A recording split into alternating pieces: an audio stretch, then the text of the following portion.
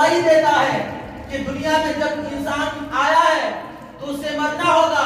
اس دنیا میں آنے کے بعد اپنے آپ کو بھی راضی کرنا ہوگا، اپنے ماں باپ کو بھی راضی کرنا ہوگا، اولیاء اکرام کو بھی راضی کرنا ہوگا، خدا قدوس کو بھی راضی کرنا ہوگا، پیارے مصطفیٰ کو بھی راضی کرنا ہوگا۔ اس لیے کہ یہ زمین اللہ نے بنایا تو کسی اور کے لیے نہیں بلکہ ہمارے لیے، اور قرآن شاہد ہے کہ ان اللہ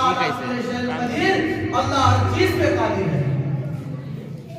اللہ اکبر، اللہ ہر چیز پہ قادر ہے۔ جب اللہ ہر چیز پہ قادر ہے تو ہمیں اور آپ کو یہ فخر ہونا چاہیے کہ ہم جو کر رہے ہیں اللہ اس سے واقف ہے، ہم جو کرنے والے ہیں اللہ اس چیز کو جانتا ہے، ہم جس چیز پہ کھڑے ہیں کچھ ڈھرنے والی چیز کو اللہ جانتا ہے، اس لیے کہ اللہ ہر چیز پہ قادر ہے۔ آج جمعہ کا دن ہے اور یہ جمعہ کا دن معتبر دین کو کہا جاتا ہے۔ یہ جمعہ کا دن بہت خوبصورت دن کو کہا جاتا ہے۔ میں اس سے پہلے جمعہ کو بتایا تھا کہ اللہ تبارک و تعالیٰ نے جہنم اور جنت کو بنایا تو جنت کا دروازہ 8 رکھا اور جہنم کا دروازہ 7 رکھا، اور اسلامی کیلنڈر کے حساب سے جو شعبان کا مہینہ آتا ہے وہ 7واں مہینہ میں آتا ہے، اور رمضان کا مہینہ جو آتا ہے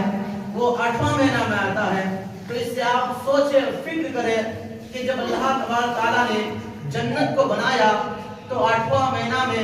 رمضان کیوں رکھا؟ جب اللہ تبارک تعالیٰ جہنم کو بنایا تو شعبان میں جہنم، شعبان کی مراد 7واں مہینہ میں شعبان کو بنایا کیوں؟ اگر اللہ چاہ دیتا تو رجب کو شعبان میں کر دیتا، شعبان میں رمضان میں کر دیتا، اور رمضان میں رجب کر دیتا، لیکن ایک سسٹم ہے، ایک رول ہے، ایک قانون ہے کہ اس قانون کے حساب سے یہ کام کیا جائے گا۔ اگر کوئی شعبان اس مہینہ میں عبادت کرے گا، ریاضت کرے گا، اللہ کو راضی کرے گا، مصطفیٰ کو راضی کرے گا، اللہ اس کے رسول کے باتوں پر چلنا شروع کرے گا، تو چلنے کی وجہ سے، راضی کرنے کی وجہ سے، عبادت کرنے کی وجہ سے وہ جو 7 جہنم کا دروازہ ہے، وہ 7 جہنم کا دروازہ اس مہینہ میں عبادت کرنے کی وجہ سے اللہ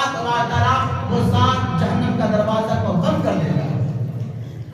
جب بند کر دے گا تو وہ بند ہو جائے گا۔ اب ہمیں پانے کی ضرورت ہے، جانے کی ضرورت ہے۔ تو پھر رب تعالیٰ فرماتا ہے کہ تم رمضان میں عبادت کرو، اس لیے کہ رمضان یہ کسی اور کا مہینہ نہیں ہے،